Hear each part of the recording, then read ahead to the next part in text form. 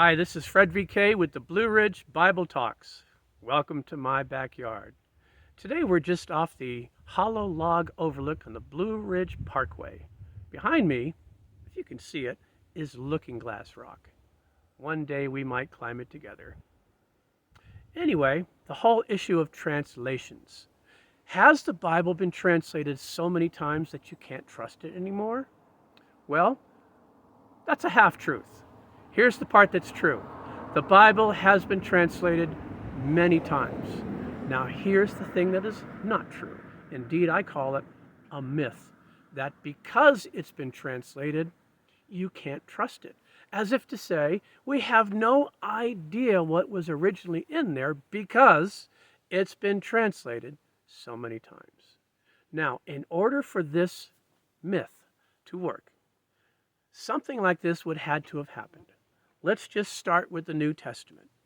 Let's take a letter from Paul. Paul writes, Galatians. Writes it in the late 40s, early 50s in Greek. And churches had that, and churches copied it, and it circulated. And then somewhere along the line, many decades later, perhaps even a century, someone decided we need to translate this into Latin. Now, the myth would work like this, that since we have now the Latin translation, we don't need the Greek anymore, and you get rid of the Greek. Crunch, crunch, crunch, over the shoulder, gone, we've got Latin. Well, what happens when sometime later they want to translate it into Ethiopic, or Coptic, or Armenian, or Georgian? And all these times, the previous step destroyed, crunched, gone.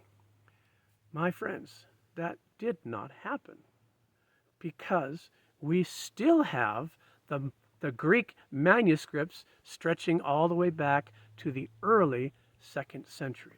Now, it is true we don't have any originals, but, we'll talk about this in depth another day, the whole concept of text criticism. And I do happen to talk a little bit about it in this fine book, Busted, Exposing Popular Myths About Christianity, because the very first myth that I bust, you can't trust the Bible, has been translated too many times. Anyway, the whole idea is there are so many ancient Greek manuscripts that there is no question what the early writers, the original writers, actually put down, their stylus to the papyrus. No question, maybe some. Even skeptical scholars will say that there is a 90 to 95, some will go as high as 98% certainty that what we have in the New Testament manuscripts is what was originally written. The small percentage that are questionable, every single one of those is backed up in other scriptures. So there is no central doctrine whatsoever imperiled by this. Now, what's the point? You got a bunch, thousands of Greek manuscripts. So did the Latin translate correctly? Well, I don't know. Let's see. Here's a place where they didn't quite get it. Looking at the Greek, which still exists. Well, how about our modern translations? Well, you go back and you look at the Greek that still exists. It does not matter how many times someone has translated from the Greek manuscripts or even translated from a translation, or sometimes translating from a translation of a translation. Yes, that does happen. But it doesn't matter. We still have the Greek manuscripts.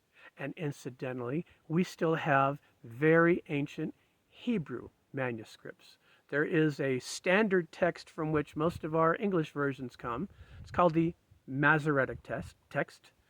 And that dates back to probably about the 700s or so AD.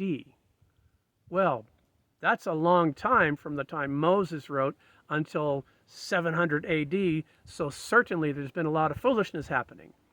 And people try to make that claim and have made it very strenuously until about 1947.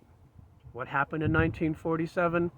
The discovery of the Dead Sea Scrolls And there you have manuscripts of the Old Testament 1,000 years earlier than the Masoretic, and they back it up to an incredibly high degree. It does not matter how many times someone has translated the Old Testament Hebrew into whatever language. We can compare it to old, ancient Hebrew manuscripts. That's the issue, my friends. I talk more about it in detail in the book, Busted, Exposing Popular Myths About Christianity, and I'll provide a link to the book in the comments below. But I think that should do it for now. So we'll see you next time from someplace else in my backyard.